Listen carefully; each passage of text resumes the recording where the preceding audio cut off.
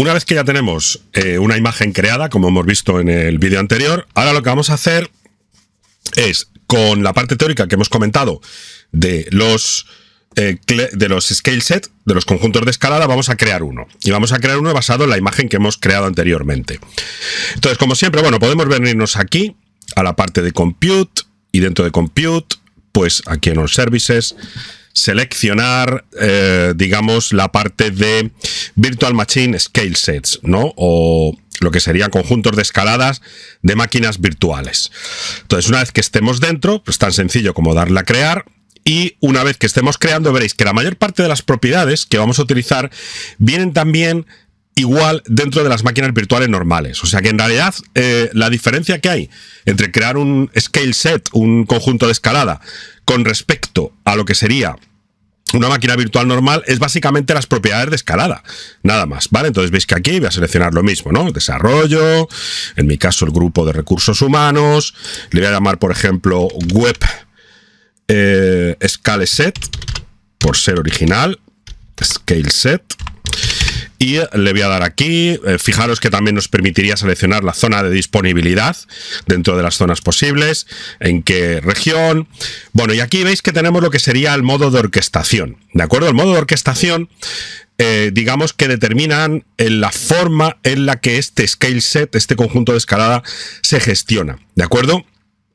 Digamos que en una orquestación flexible tú puedes crear manualmente y añadir máquinas virtuales de cualquier configuración al scale set, mientras que en un entorno uniforme tú defines por defecto el modelo que quieres de máquina virtual y Azure se va a encargar de generarlas exactamente igual. O sea que la principal diferencia, como os comentaba yo, es que aunque los dos mantendrán, por así decirlo, la misma configuración a lo que es a nivel de software o de servicio que estoy ofreciendo, pero en realidad una de ellas va a crear máquinas que son, por así decirlo, clones unas de otras, mientras que con la siguiente, con la flexible, puedo añadir máquinas con otro tipo de configuración. Bueno, esto lo veremos posteriormente. Ahora lo vamos a dejar en uniforme, porque yo realmente lo único que necesito es, digamos, crear máquinas iguales, porque estamos haciendo un ejemplo, recordar, de un entorno web, ¿no? De un desarrollo web. Por lo tanto, normalmente me interesaría que mis máquinas fueran clones, ¿de acuerdo? Bueno, si me voy aquí, evidentemente, esta máquina no me valdría, esta imagen, perdón, sino que voy a seleccionar de My Image, es decir, selecciono ahí, ¿veis? Selecciono desarrollo Python y me la traigo, ¿vale? ¿Veis? Aquí dentro de All Image. Entonces acordaros que esta es una de las imágenes, o sea, es la imagen que yo me he creado en el ejemplo anterior. Aquí, como siempre, pues ya vosotros podéis jugar o trabajar con las imágenes que hayáis creado en el vídeo anterior. Le voy a decir que es de tipo Spot. Recordad, yo siempre estoy utilizando en este ejemplo o en estos ejemplos máquinas de tipo Spot, porque algunas de las que estoy usando o bien no están en la capa gratuita o en mi caso yo ya no tengo capa gratuita, ¿vale? Entonces, bueno, como veis aquí, yo le puedo especificar aquí la configuración de estas máquinas Spot. Voy a seleccionar, como veis, la clave que ya tengo, máquinas Ubuntu o con usuario y password, lo que queráis, ¿vale? Veis que esto lo podéis cambiar en el momento de arrancar este entorno. De hecho, fijaros, para hacer una pruebecita, me lo voy a cambiar aquí. Le voy a decir que voy a crear usuario 1 y le voy a poner aquí pues una contraseña cualquiera, ¿vale? De las que yo utilizo. Un segundo, la pongo bien para no equivocarnos. Vamos a ver. Ya está.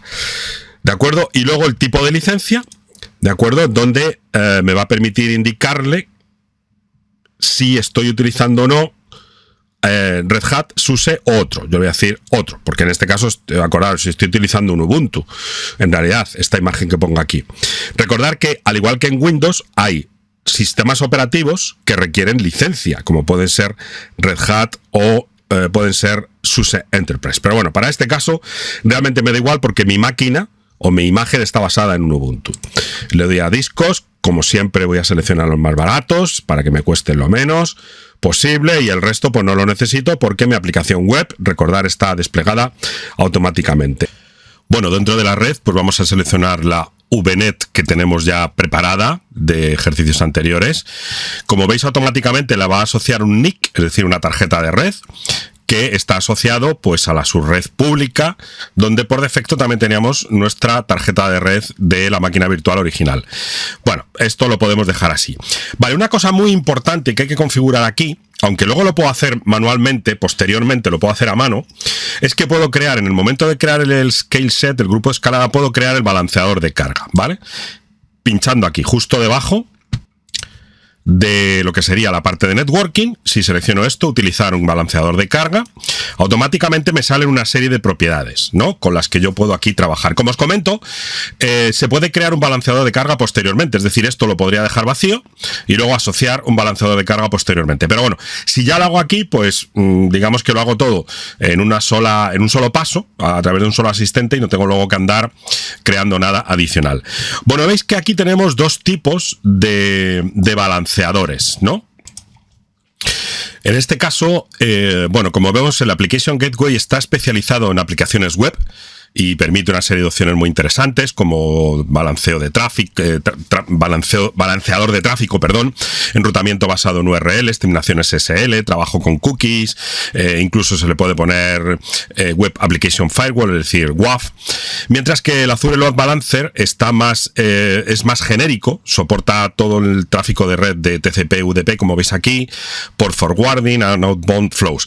También, aunque parezca, en este caso es importante, el Azure Load Balancer es bastante más barato que el Application Gateway, ¿vale? De hecho, es el preferido por defecto si no tenéis nada especial o vuestra aplicación no necesita algún recurso de los que hemos puesto aquí.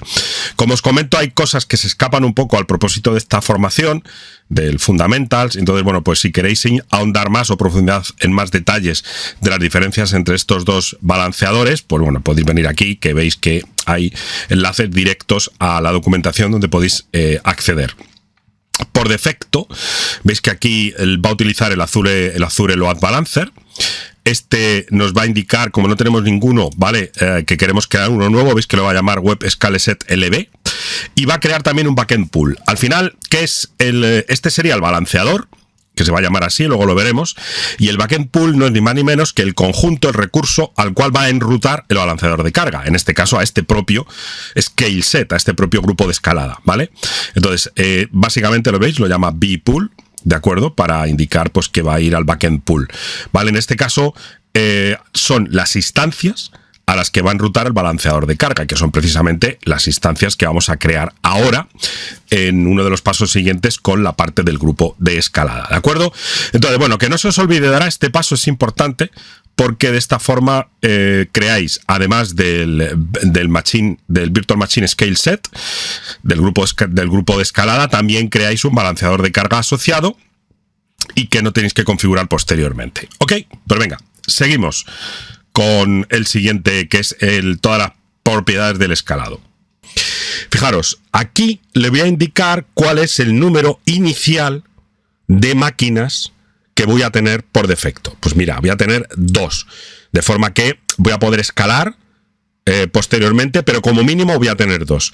Veis que aquí tendré la política de escalada. Puede ser manual, con lo cual yo iré escalándolo a lo largo de los recursos que yo quiera, o custom o personalizada, ¿veis? Donde yo aquí le voy a especificar, pues como os comentaba, el mínimo número de instancias, de acuerdo, que vamos a tener para este scale set.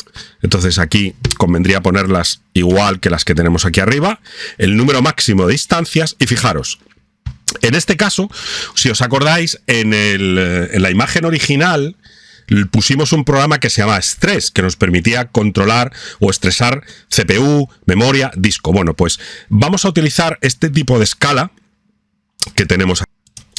Entonces aquí le indicamos cuál es el porcentaje de CPU a partir del cual puedo estar preocupado, el 75%. Pues si supero el 75%, cuidado, tenemos un problema.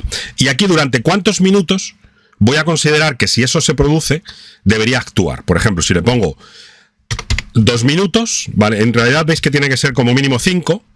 Digo, pues si estás durante 5 minutos utilizando más de un determinado umbral de CPU, pues por favor, increméntamelo en n instancias. ¿Lo veis? Entonces aquí sería, pues mira, voy a ir incrementándolo en instancias según vayan pasando los minutos. Esto me permite tener un escalado automático y dinámico que no depende de mí manualmente, sino que depende de un recurso, un proceso que se está ejecutando. Lo mismo pasaría para el umbral de bajada, es decir, oye, ¿cuándo empiezo a quitar instancias? Pues cuando la CPU empieza a bajar por debajo del 25%. ¿De acuerdo? Todo esto es importante que lo identifiquéis correctamente para que se adapte a vuestros recursos, por así decirlo. ¿Vale? Y luego, esto que tenemos aquí es muy interesante. Básicamente nos dice cómo se van a borrar las máquinas virtuales cuando se produzca una operación de scale in, es decir, de bajada, de desescalado, ¿vale? De disminución de máquinas.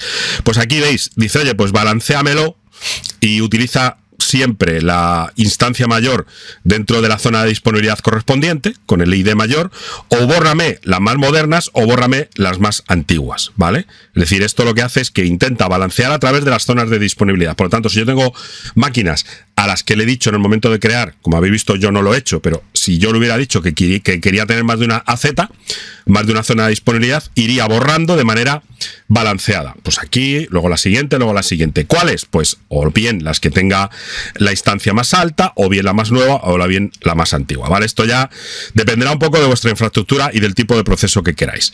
Bueno, como veis, aquí hemos hecho ya un primer acercamiento a lo que es el escalado, ¿vale? Entonces le vamos a dar a siguiente gestión. Esto, como veis, no varía, ¿de acuerdo? Esto básicamente es exactamente igual a lo que hicimos con las máquinas normales, ¿vale? El health, aquí tendríamos el advanced, el tax, bueno, y el review y uncreate. Si aquí tengo algún problema, pues básicamente me gruñirá, ¿no? Como os he comentado antes.